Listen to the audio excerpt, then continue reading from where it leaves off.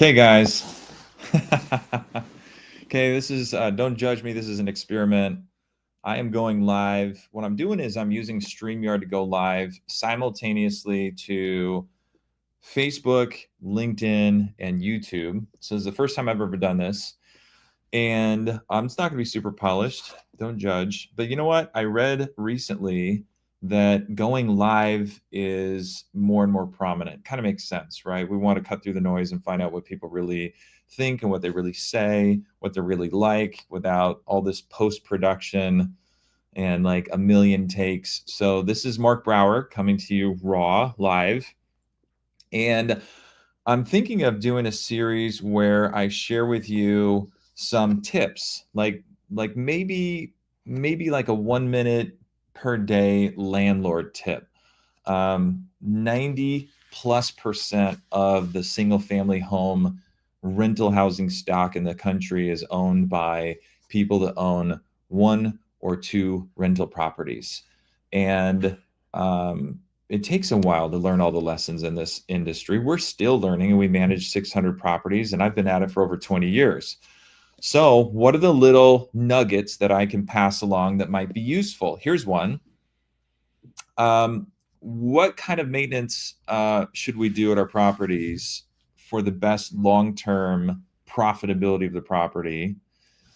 Should we do mostly reactive maintenance or proactive maintenance? Or rather, better question is, what proactive maintenance items are more useful to pay attention to versus just waiting for things to break? And here's an obvious one that you've probably thought of before.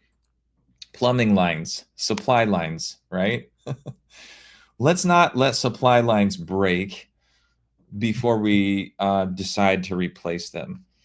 Water heaters that are over 10 years old, supply lines and valves that are over 10 years old, certainly if they're over 15 years old, in a rental property, my opinion, should be replaced proactively. Why? It's just consider it part of your flood insurance. It's a lot more expensive, a lot more stressful to dry out, do mold mitigation or prevention, and replace not just the thing that failed, but file an insurance claim or kind of play that game of what, can I get away with, just drying this out without paying for insurance? It's a lot more expensive. It's a lot more expensive to deal with the fallout. My phone's ringing. One second. To deal with the fallout of failed plumbing than it is in advance. And here's another nugget.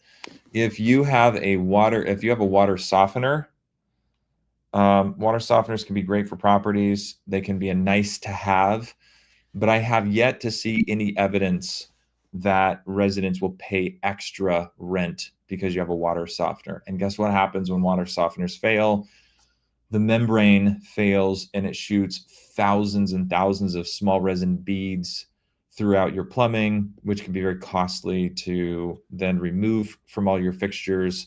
And I recommend removing or bypassing water softeners. So pro tip for the day, I'm getting a little long in the tooth now. Pro tip, preventative maintenance in property management. If you own a rental property, absolutely proactively replace water heaters that are over 10 years old, supply lines and valves that are over 10 or 15 years old.